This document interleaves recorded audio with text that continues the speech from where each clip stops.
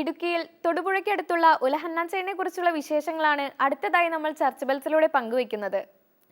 തന്റെ ഉള്ളിലുള്ള ദൈവദത്തമായ കലയെ അദ്ദേഹം തിരിച്ചറിഞ്ഞത് തന്റെ 60-ാം വയസ്സിലാണ്.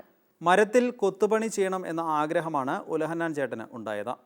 തൊടുപുഴ സ്വദേശിയായ ഇദ്ദേഹം ഒരു കർഷകനാണ്.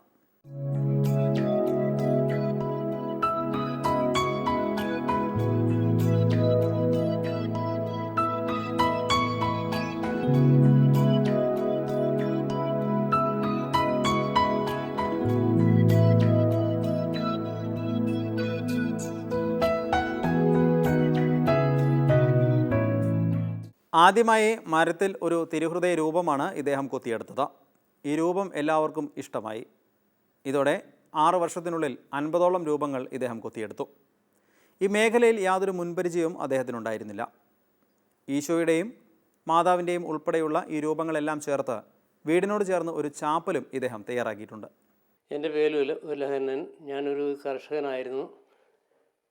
അങ്ങനെ ഏതാണ്ട് 60 വയസ്സായപ്പോഴത്തേനുമാണ് ഇങ്ങനെ ഒരു ആഗ്രഹം തോന്നി തിരുവനന്തപുരത്തിൻ്റെ രൂപം ആദ്യമായിട്ട് കൊത്തുന്നത്. അത് സാമാന്യം നന്നായിട്ട് എല്ലാവരും അഭിപ്രായം പറഞ്ഞുകൊണ്ട് വീണ്ടും വീണ്ടും മാതാവിൻ്റെയും സഭ്യതാൻ്റെ തിരുകുടുംബം, പിന്നെ പുണ്യാളന്മാരുടെ പലരെയും കുത്തി. അത് കഴിഞ്ഞ് പിന്നെ രാഷ്ട്രീയക്കാർ പി ജോസഫിൻ്റെ ഉൾപ്പെടെ മഹാത്മാഗാന്ധി അങ്ങനെ കുറേ ആൾക്കാരെ കുത്തിയിട്ടുണ്ട്. ഏതാണ്ട് ഒരു 5 വർഷം കൊണ്ടാണ് ഏതാണ്ട് 60 എണ്ണത്തോളം കുത്തിയിട്ടുണ്ട്. 5-6 വർഷം കൊണ്ട്. അത് കഴിഞ്ഞപ്പോഴത്തേനുമാണ് ആരോഗ്യമായിട്ട് പ്രശ്നമൊക്കെ ആയി. നടുവിന് വേദന, ശ്വാസം മുട്ടൽ അങ്ങനെയൊക്കെ വന്നുകൊണ്ട് പിന്നെ ഈ ജോലി വേണ്ടാന്ന് വെച്ചു.